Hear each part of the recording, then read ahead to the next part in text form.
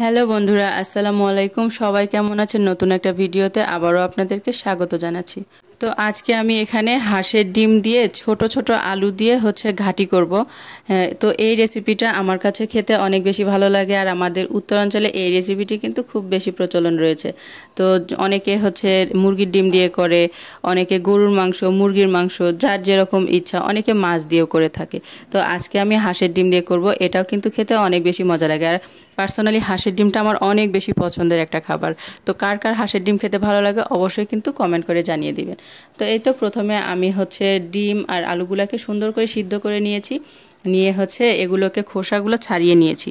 নিয়ে আলুগুলোকে সুন্দর করে ম্যাশ করে একদম ভর্তার মতো করে নিয়ে একটু দানা দানা আছে, তো এইরকম করে নিতে হবে। আর ডিমগুলোকে একটু হালকা করে কেটে কেটে নিয়েছি, যেন ভিতরে পর্যন্ত মশলাটা পৌঁছাতে পারে। তো এই তো আমার সব কিছু করা যেহেতু হয়ে গিয়েছে, তারপরে আমি টমেটো, পেঁয়াজ, মরিচ যা লাগে সব কিছু কেটে একদম রেডি করে নিয়ে তারপরে আমি রান্নায় চলে গিয়েছি। তো এবারে আমি যেটা করেছি, একটা কড়াইয়ের মধ্যে তেল দিয়েছি অল্প একটু, দিয়ে এর মধ্যে এগুলোকে কুমড়া বড়ি বলে, আমরা কুমড়া বড়ি বলি। তো এই কুমড়া বড়িগুলোকে আমি সুন্দর করে একটু নেড়ে চেড়ে লাল লাল করে ভেজে তারপরে উঠিয়ে নিয়েছি। নিয়ে সেম কড়াই আমি আরও একটু তেল দিয়ে তার মধ্যে ডিমগুলোকে হালকা একটুখানি হলুদ দিয়েছি, শুধু হলুদের গুঁড়া দিয়ে একটু ভেজে নিয়েছি। নিয়ে উঠিয়ে নিয়েছি। নিয়ে এবারে আমি এখানে পেঁয়াজ দিয়েছি, একটু বেশি করে দিয়েছি, এক মুঠো পরিমাণের বেশি দিয়েছি। দিয়ে এটাকে আমি একদম ব্রাউন কালার করে বেরেস্তা করে আমি উঠিয়ে রাখবো। তিন ভাগের দুই ভাগই উঠিয়ে রাখবো, এক ভাগ পরিমাণে আমি রেখে দিব। দিয়ে এখানে আমি ফোড়নে একটা তেজপাতা দিয়েছি শুধুমাত্র, কারণ আমি এখানে কোনো গোটা গরম মশলা ব্যবহার করব না। আপনারা চাইলে কিন্তু এই পর্যায়ে গোটা গরম মশলা ব্যবহার করতে পারেন, তো আমি সেটা করব না, কারণ এখানে আমি শাহি গরম মশলার গুঁড়া ব্যবহার করব, তাই এক্সট্রা করে আর কোনো গরম মশলা ইউজ করব না। তো দিয়ে তারপরে আমি এখানে টমেটোগুলো দিয়েছি, দিয়ে একটু নেড়ে চেড়ে তারপরে আমি পেঁয়াজ বাটা দিয়েছি একটা কিউব, আর আদা রসুন বাটাও একটা কিউব ব্যবহার করেছি। এগুলো আমার ফ্রোজেন করা ছিল, সেখান থেকেই দিয়েছি। সব কিছু দিয়ে হালকা করে নেড়ে নিয়ে এবারে আমি এখানে গুঁড়া মশলাগুলো অ্যাড করেছি, স্বাদ মতো লবণটাও কিন্তু দিয়েছি। দিয়ে খুব সুন্দর করে মশলাটাকে কষাতে হবে, আর মশলা কষানোর উপরে কিন্তু রান্নাটার টেস্ট পুরোটাই ডিপেন্ড করে বলা যায়।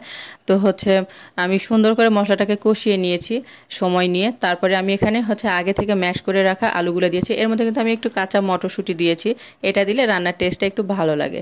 তো যাই হোক, আমি আলুগুলোকে দিয়ে সুন্দর করে নেড়ে চেড়ে মিশিয়ে নিচ্ছি। এর মধ্যে একটুখানি কাঁচামরিচ দিয়েছি, দুই তিনটা দিয়ে একসঙ্গে করে সুন্দর করে নেড়ে চেড়ে নিচ্ছিলাম। কাঁচামরিচের ফ্লেভারটা কিন্তু অসাধারণ লাগে খেতে। তো যাই হোক, ঝালটা আপনাদের স্বাদ মতো দিয়ে নেবেন।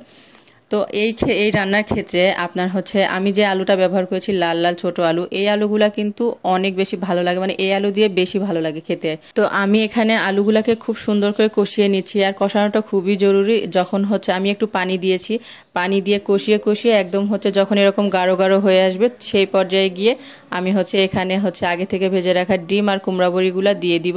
দিয়ে আবারও কিন্তু আমি কিছুক্ষণ কষিয়ে নিব, কারণ যেহেতু ডিমগুলো ভেঙে যাবে না, তাই আগে থেকে দিলে রান্নাটার টেস্ট কিন্তু অনেক ভালো আসে। তাই আমি সব কিছুকে দিয়ে আবারও অনেক সুন্দর করে কষিয়ে কষিয়ে একদম আঠালো করে নিব। তারপরে আমি এখানে পরিমাণ মতো ঝোলের পানি ব্যবহার করব, এর আগে নয়। তো এইভাবে আমি অনেকটা সময় নিয়ে কষিয়ে নিয়েছি। নিয়ে এবারে আমি এখানে ঝোলের পানিটা আমার পরিমাণ মতো ব্যবহার করে দিয়েছি। দিয়ে এবার আমি সুন্দর করে নেড়ে চেড়ে মিশিয়ে নিয়ে রান্নাটা করে নিব। তো আমার মন মতো যখন ঝোলের পানিটা চলে আসবে, ঝোলটা চলে আসবে, সেই পর্যায়ে আমি চুলাটা বন্ধ করে দিব। তো এই তো দেখতেই পাচ্ছেন আমার রান্নাটা কিন্তু হয়ে এসেছে। তো এই যে এই পর্যায়ে গিয়ে আমি আগে থেকে ভেজে রাখা পেঁয়াজের বেরেস্তা সেখান থেকে একটুখানি দিয়ে দিলাম। দিয়ে এটাকে আমি আবারও নেড়েচেড়ে সুন্দর করে রান্না করে নিয়েছি। এই তো আমার রান্নাটা কিন্তু অলমোস্ট হয়ে গিয়েছে, আর দেখতেই পাচ্ছেন এখন কিন্তু অনেকটাই পাতলা পাতলা দেখা যাচ্ছে। এটা ঠান্ডা হলে কিন্তু অনেকটা ঘন হয়ে যাবে, তাই এই রকম অবস্থাতে নামাতে হবে। যেহেতু কুমড়া বড়ি ব্যবহার করেছি, আর আলু ঘাটি এমনিতেই কিন্তু অনেকটা টেনে আসে। তো বন্ধুরা, আজকের ভিডিওটা আপনাদের কাছে কেমন লাগলো সবাই অবশ্যই কমেন্ট করে জানিয়ে দিবেন। তো আজকের মতো বিদায় নিচ্ছি, সবাই ভালো থাকবেন, আল্লাহ হাফেজ।